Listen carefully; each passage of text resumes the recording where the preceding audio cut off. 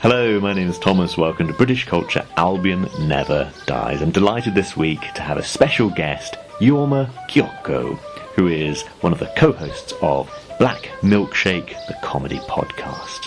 He is a British expatriate who lives in Istanbul. He has a lot of expatriate experience, and I always find that interesting, as I once talked about with my friend Kane. We have expats who are insiders of British culture, because of course they are British, but they're also outsiders, having spent so long abroad and having picked up, well, some knowledge of many other cultures. So I think it's really interesting to get the British expatriate view on British culture. That is always the question here. What is Britishness? But also, he's a great guy. He is the host of a comedy podcast, and I hope you enjoy this podcast as much as I enjoyed recording it. Okay, Jorma Kirkko, thank you very much for joining me. I hope I said your name correctly. Yes, thank you very much, Thomas. Would you like to give the listeners a quick thumbnail sketch of who you are, where you can be found? Yes, I am the writer and presenter of Blackmilkshake Comedy Pubcast, soon to be rebranded Talking Istanbulics, and I am based in Istanbul, and hence the name that we're changing it to. And we present a show that we started to present in the local pub, actually, and we do a weekly show where we, myself and my friend Ray, I'm in my 40s just, and Ray's in his 50s. That's not a crime yet. No, it isn't. Reminds me of David Brent when he was talking to Martin Freeman in The Office, who just turned 30. Well, we're both in our 30s. But yeah, you know, we're a certain age, and we kind of made a show that sort of combines the fun that you used to be able to have in the 90s with a bit of retro radio in there as well. But we're not just one of those banter podcasts either. We have original comedy sketches on. I've done one this week with King Charles and Meghan Markle, which is remarkably topical today, where they discuss the beauty of organic eggs or white privilege, whichever way you look at the argument. And we just kind of make fun of all areas of life, really, because what we want to do is bring a bit of humor back that unites a lot of people. I mean, amongst our listeners, we have Irish Republicans and UKIP supporters. And the whole thing for us is to create something that everybody will feel that they're included in. And we have people from all over the world listen to us. We've got a huge audience in Malaysia, although we don't know why. Although it's very welcome. And yeah, we just do a feel-good show. I've lived all over, well, been a bit, might be tooting my own horn there a bit, but I've lived in several places. As I've worked as a teacher, I've worked as a radio journalist, radio producer, comedy writer, and that's taken me all over the place. And yeah, this was just got to the point in life where I was really, really pissed off with lots of things that were going on. And I thought to myself, am I going to wake up at 3 o'clock every morning, worrying, stressed about this, things running through my mind, not being able to sleep and not being able to relax because of this, or am I going to do something that I want to do, something that I've always wanted to do that combines the skills that I've done. I mean, it was always a weird thing doing radio news and comedy writing, but I've kind of combined that in this. So yeah, that's sort of what we do. Fantastic. And so you are a British expat, giving a humorous take on the world. Yeah, I think that's what it is. My friend Ray is Irish. He's a former DJ. I have that comedy and more serious background as well, and that kind of works nicely, really. I mean, I don't know what age your general demographic is, Thomas. From to you? All ages. I do know it's all ages. Quite literally, I hesitate to say from 7 to 70. No, that tends to be the Turkish phrase. I'd say from about 17 to 70. Okay, wow, that is some age group. Well, I mean, we've got an age group that our demographic is more related to our own age. I mean, I think most people who write, who create, tend to be producing something that they would like to enjoy themselves. And I think with the thing that you do, because it covers such a broad cultural spectrum of things, really, it is of interest to people of all ages. But I think that what we do, it does appeal to a certain generation of people, I think, because you've got, there's the old, you can't say anything these days. You can't say anything these days. Well, actually, you can. You can say what you like if you choose how to say it. I mean, I think Ricky Gervais has proven that on many, many, many occasions. You can say what you want. You just have to avoid saying things which are openly offensive. But what we like to do is we make fun of both sides of any discussion, really. Anybody who's ridiculous. We've just made fun of King Charles. We've just made fun of Meghan Markle. Maybe she got a bit more than him, but it's okay. We make fun of Donald Trump. We make fun of Joe Biden. Every week, we have a poem. We start off with a poem by Morgan Friedman. I did say Friedman. There's a D in there if anybody copyright-wise is listening. And people can write in and request a topic by Morgan Friedman, and he will read it. To be honest, it's just me writing stupid poems that usually start off quite serious, and then we realize that this lovely, warm-voiced man has turned into this spiteful seven-year-old child with a big libido, really. And it's just making fun of everything, really, because if you don't laugh, you're going to cry. I think that's my attitude, really. Absolutely. And we're talking about comedy. Can I ask what influence, what has influenced your comedy? Sorry.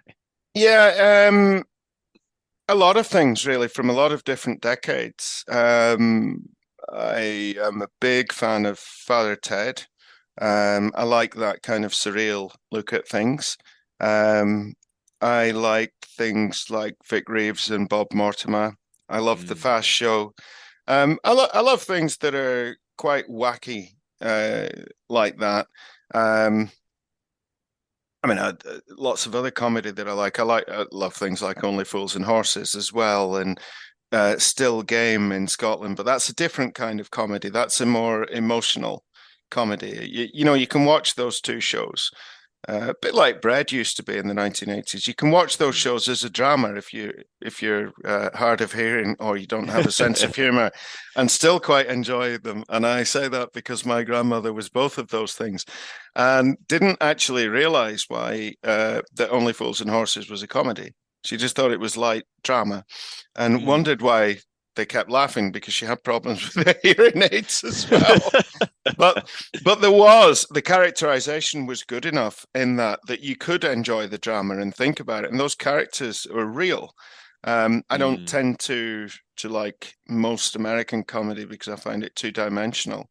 British comedy focuses on kind of fleshed out, three-dimensional characters. Often it is just a character study. Absolutely, and the character is usually flawed. And so if I were to say, that person is an Alan Partridge, or that person is a Captain Mannering, like, it's hard to think of an iconic British character and say he's just like him. It's quite different from, which Friends character are you, or whatever. Absolutely. You mentioned Captain Mannering, you mentioned Alan Partridge, David Brent, Del Boy, Basil Fawlty. These people all right, maybe not Del Boy, but all right, Del Boy was a bit of a loser, but these other characters, maybe not even Captain Mannering, but in some ways they were obnoxious people. Very selfish, very vain people with no self-awareness whatsoever, and they deserved everything that they got. But you still rooted for them in some way, and I think it's this kind of. I think that there's a British thing, isn't there? The love of an underdog. Yeah, and they're not horrible characters. They're just people you don't necessarily want to have in your life all the time. Yeah, exactly. Best observed from a distance. 16 to 9, really. But yeah. Lots of influences, really. I love comedy, but much of what I do is influenced by the news. I'll see something in the news and that will inspire me to do something.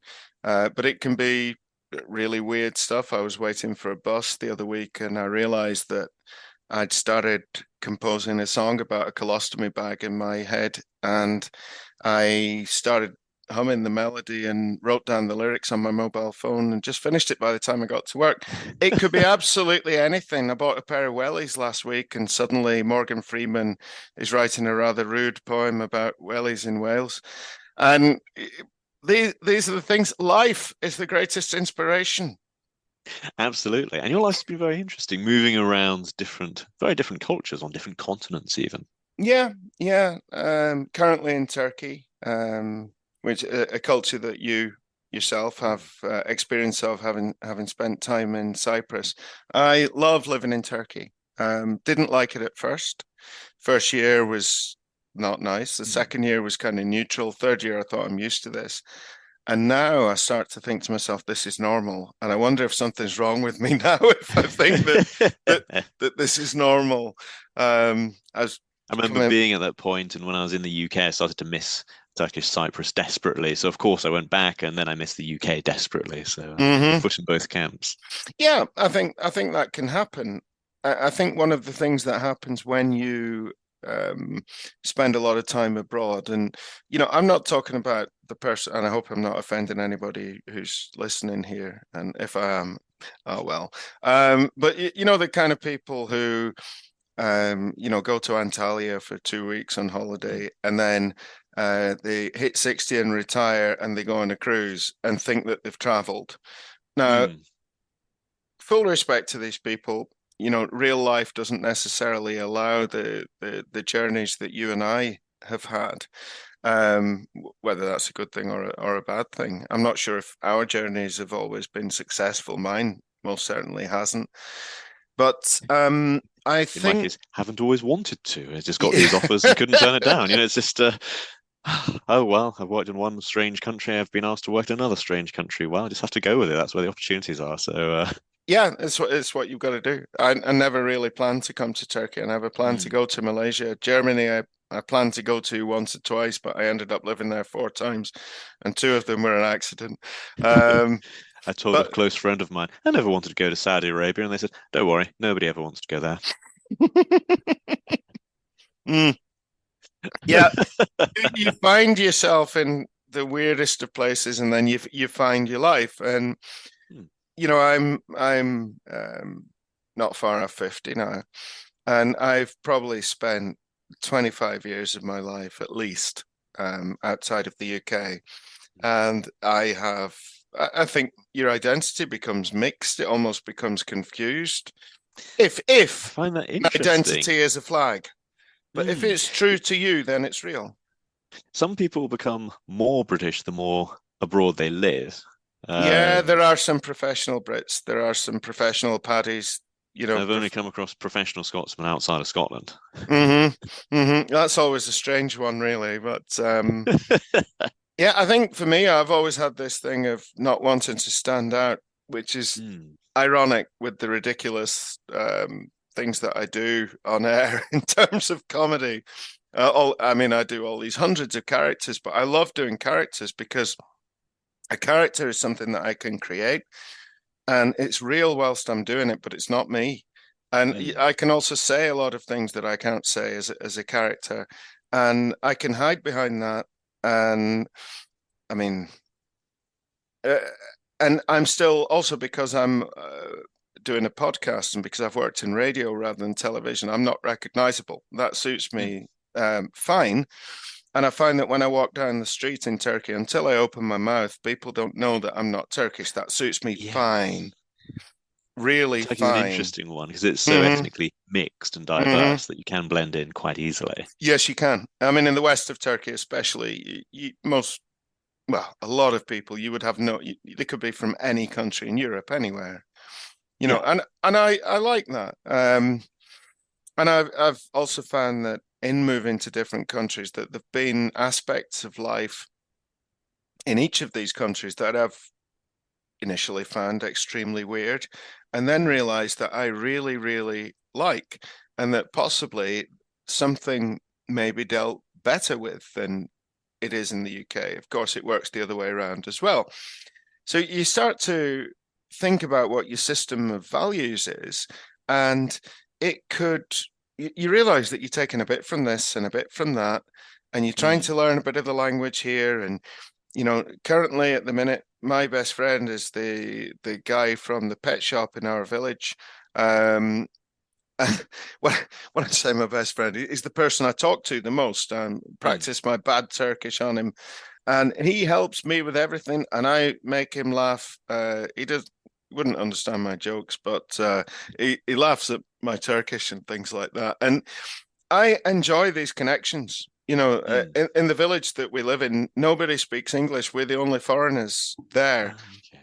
And consequently, I think we're a bit of a novelty. And the Turks are actually quite welcoming people. And they find us fun. Nobody speaks English. They all speak fluent Google Translate.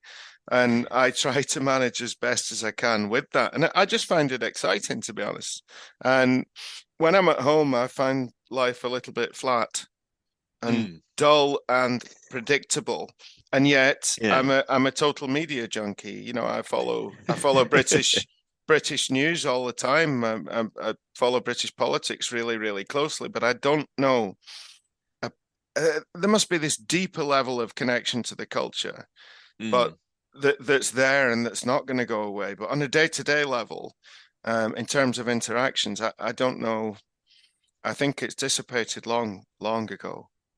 I understand what you mean about, coming back, there's something missing. So I was dealing with, a cancelled train recently here in the UK. It was just so straightforward because, the last major time I could remember was when I was in China during the pandemic and certain train lines were being shut down. And obviously, cancelled train is a cancelled train, but I'm dealing with it in Chinese. My Chinese isn't brilliant, but I'm able to deal with this situation. And obviously I don't look Chinese. My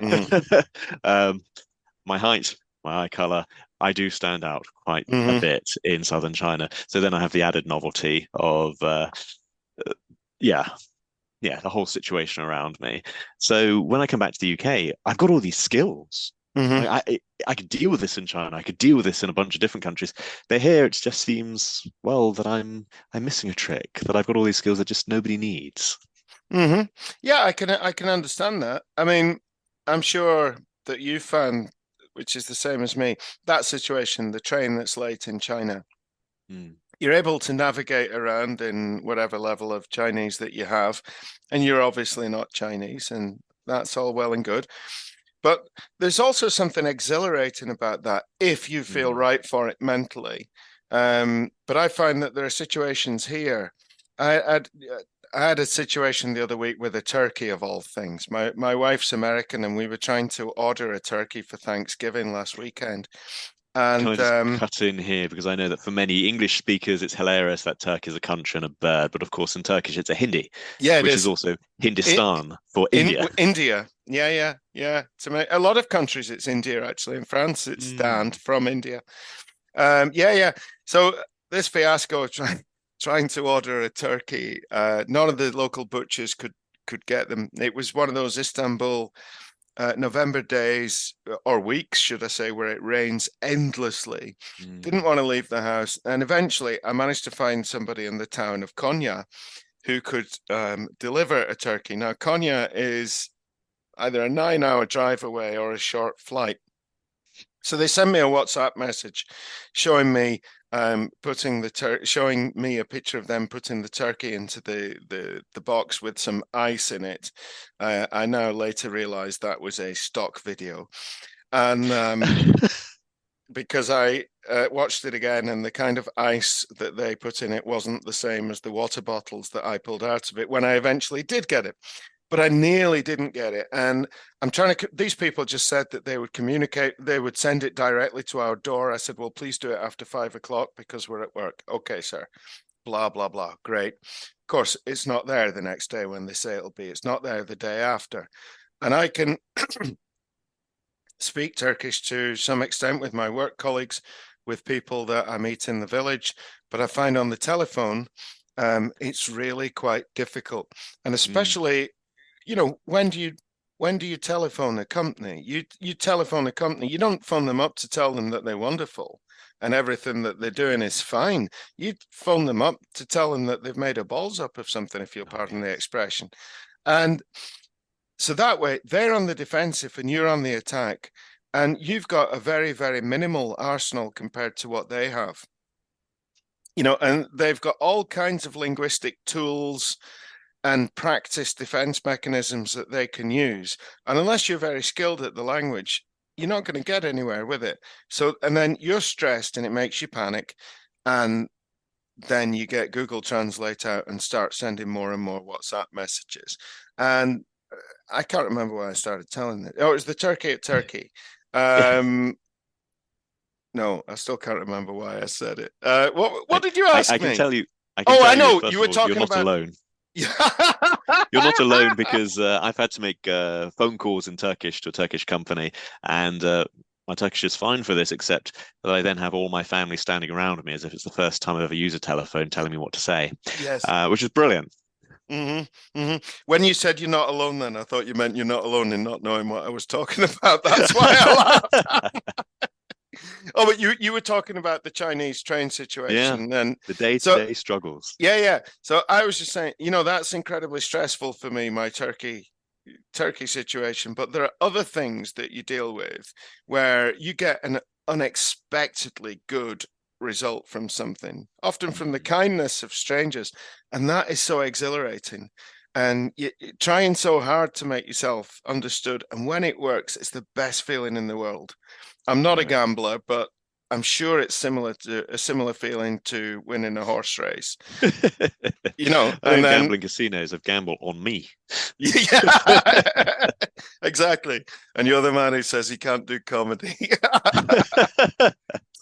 Oh, excuse me. You leave that to the professional. Yeah. That's wonderful. Yeah, dealing with a turkey in Turkey, dealing with these day-to-day situations, and then you come back to the UK, and you kind of need another adventure. You do.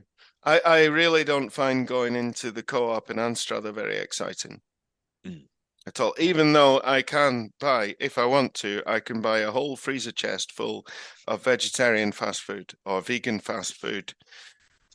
Whereas here they don't have any. They do have fast food, but they don't have ready-made. I didn't mean fast food. I meant ready-made, pre-packaged stuff that you stick in the microwave, oven meals. They don't have stuff like that here.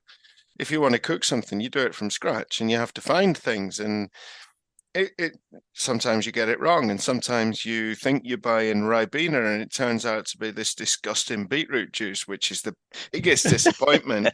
It's not. It's more than a disappointment, to be honest. It makes you question the will to live, really. But these things happen. But the successes that you get, it's a joy.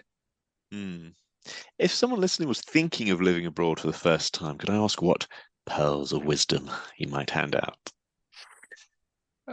Do it, first of all. If you're thinking about doing it, it almost certainly means you should, for every area of life. Sorry, that might sound just a little irresponsible, and in some cases complete rubbish as well. But I think for things like that, if you're thinking about doing it, there's a reason that you're thinking about doing it. Okay, it could be that your company is suggesting that you do that, but it could also be that you think that you want an adventure. If you want an adventure, do it. Do it. And don't think to yourself, well, I love Italy, so I'm going to go and live in Italy. If you need a job, for example, because anywhere you go, you're going to need to learn the language. It's no use saying, well, I'm going to work in Denmark because everyone speaks English in Denmark. Well, everybody can, but they prefer not to. And you're going to miss out on a lot of the culture that way. So I would say be open to anything. I never intended to go to Malaysia. I was supposed to be going to Kazakhstan, which I wasn't.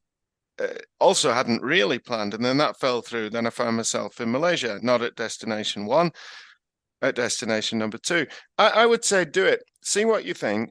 I think it's really great for your character and, dare I say it, your soul, because you realize that the things that you take for granted are not necessarily there in your own culture. But what you are doing is you're learning to see that there is a parallel life going on somewhere else.